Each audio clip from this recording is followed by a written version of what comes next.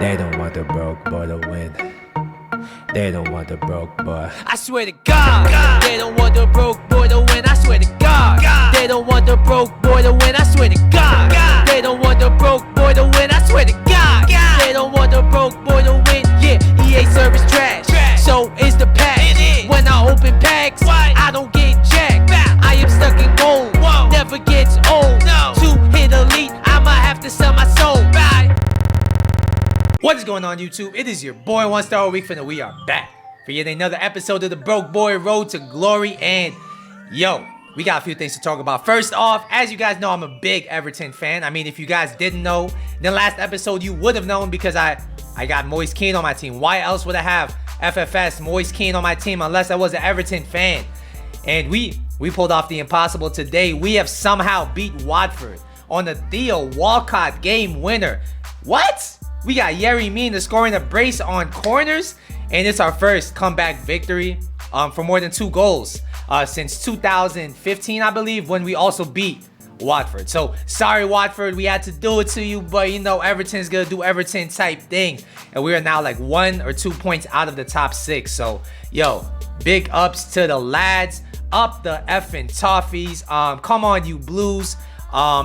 Yeah, I just had to get that out the way. So there hasn't really been any major updates since last episode. I've opened a few packs. I believe they're just the untradables that you do get from objectives. I got a board, I got Spanish, I got CM, I got Andres Iniesta. So it is what it is. We haven't really made any major additions, and the squad's looking lovely. I mean, honestly, with how it's playing in game, I think this is my most well-rounded squad so far. And it's not my best squad per se, but it's definitely my most well-rounded. I feel like in my attack with Butragueno, with Keane, with Best, with MBAPPE, I finally have 4 people that can reliably finish inside the box. And that's something I really haven't had, I think, in any part of the year. So I'm really enjoying the team so far. As you guys know from the thumbnail though, from the title of the episode, the star of the episode is going to be, not at all, what are you doing? The star of the episode is going to be George Best. And this was probably the card I was looking forward to trying the most, because last year I tried this Prime Icon Moments, and he was actually one of my favorite players on the game. That card was absolutely insane. Now we have a chance to try his baby version because this is an RTG and we're not rich. On top of that, the Prime Moments are not out. Who knows when they're coming out? EA does what EA wants to do. And speaking of EA, I mean, can you believe the servers went down again yesterday? So they went down 2 times in 12 hours. I mean, I'm hoping they turn the weekend league to the week league, but I doubt it. So yeah, let's talk about this George Best card. He's 5'9". He has medium work rates. He's right-footed. He is the 4-star combination. I have played 14 games of weekend league, and I have 5 goals and 8 assists with him. Before we go any further though, if you're enjoying the content, if you're liking what you're seeing so far, please hit me with a like down below. And if you're new to the channel, please consider subscribing to the channel. I appreciate all you guys at home for watching the videos. So when you look at this George Best card, I mean, what is he bringing to your side? All right, he's pretty much bringing the total package. He has the pace. His pace is 91, which is very nice. His shooting stats are very nice. The only concern I have with his shooting is his mediocre attack positioning. It's only 82. Is he gonna let him down? We're gonna find out later. His passing stats are very nice, so if you do want to play him at cam, I'm sure you can, especially if you throw a Deadeye on him or an engine or something that's gonna really boost that passing to the next level. His dribbling stats are really what attracted me to the card. I mean, last year, his Prime Icon Moments was a very nice card on the ball. This card looks like it's going to be more of the same. 92 dribbling is exactly what you want in the meta. His defending stats are an added bonus. I mean, he's not the best defender, but 59 defense on an attacker is going to be very valuable if you like to press. And his physical stats are decent. The reason why I went with this Best over the middle Best is because he has the 86 stamina. The middle Best only has 78 stamina. So without further ado, we're going to jump into the gameplay. I'm going to give you guys a weekend league update, and I'm going to let you guys know, is this George Best worth it? Let's go. All right, guys. So according to Footbin, this card's going to cost you somewhere between 850 to 900,000 coins on the PS4 market. Is he worth that money? And I would have to say absolutely, all right? I think he's actually a very good value for the money. When you look at that price range, you got to compare him to MBAPPE, Neymar, and Messi, because those are the best players at that price range. And in my opinion, he's not better than them, but he's actually not worse than them either. He's in the same level, the same echelon as them. I'm gonna break down the stats though, so you know exactly what to expect at home. So first off, we're gonna talk about the pace. He has 91 pace. How's he feeling game? And honestly, he's one of those players like Neymar that feel a little bit faster than the pace suggests. Because I have tried 91 pace players on this game that don't quite feel as fast as they should. Somebody like Orsic has 96 pace, but does he feel 96 pace? Not quite. He feels more like 91 pace. This best card feels quicker than his pace suggests, and I think it's just a combination of all his stats coming together because he has very good dribbling stats, he has very good acceleration, very good sprint speed. I did throw a hunter on him, so he's supposed to have maxed out sprint speed, whatever that means, but whatever the case is, he was the second fastest player on my team, of course, behind MBAPPE. Overall, I gotta give his pace a 9.5 out of 10. Next, we're going to talk about shooting, and I will talk about the elephant in the room, the 82 attack positioning. Does it break his card? Does it let his card down? And I would have to say no. I thought the attack positioning was going to be very mediocre on this card, but I found him making intelligent runs, all right? He's not quite as good at attack positioning as somebody like Future Stars Keane, who has 93 attack positioning. However, he was very respectable with his attack positioning. He didn't really make any bad runs, and he wasn't really offside a lot like a lot of players on this game who have lower attack positioning tend to do.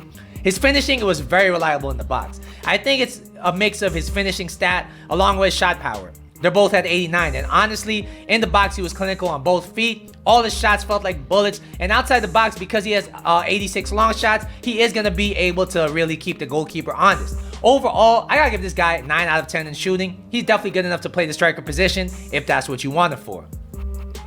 Next, we are going to be talking about his passing, and it did surprise me. I expected his passing to be decent, maybe mediocre, maybe average. I mean, it's only 81, and I didn't apply a chem style to it. But in game, this guy was actually the playmaker of my team.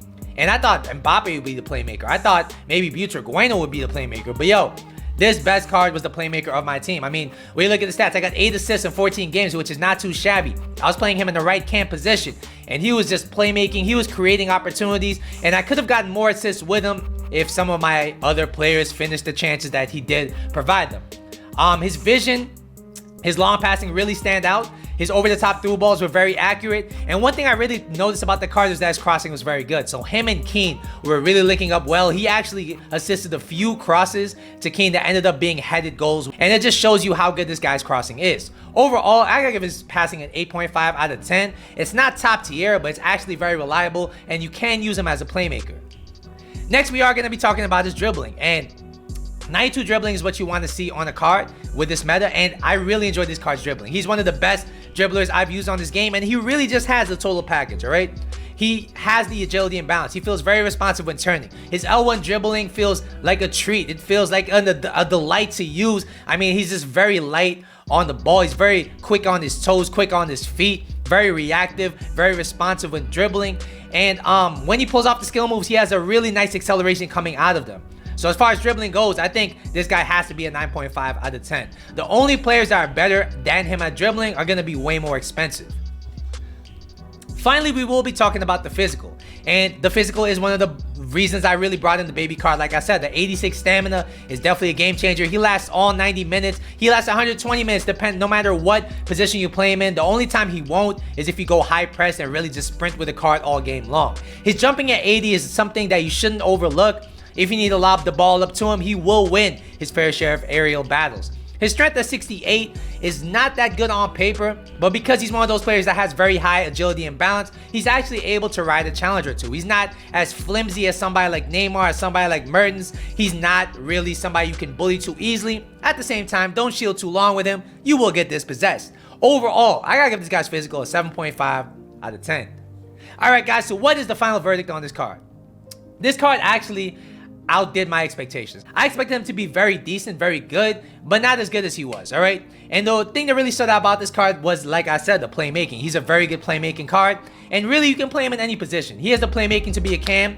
He has the dribbling and shooting to be a striker. He has the pace to be a winger, and that's really the versatility you want out of your attackers on this game. This guy overall has to be a 9.25 out of 10. Like I said, one of the best wingers I've used on this game. All right, guys, so let me give you guys a quick weekend league update. As you guys know, last episode we were 3-3, and to quote Kurt, we were about to activate all the Maydays. I thought it was Mayday time. I thought we were about to have a horrible weekend league, but we've brought it back.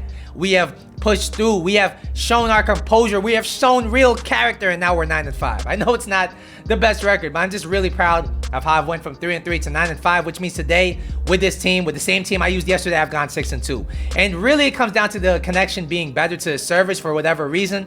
On top of that, I do think I faced worse opponents than I did yesterday. Yesterday, the matchmaking was pretty difficult on top of the servers being bad. Today, the servers were better and the matchmaking was easier. So hopefully we can push on for gold 1. Gold 2 better be a thing because I don't want to finish gold 3.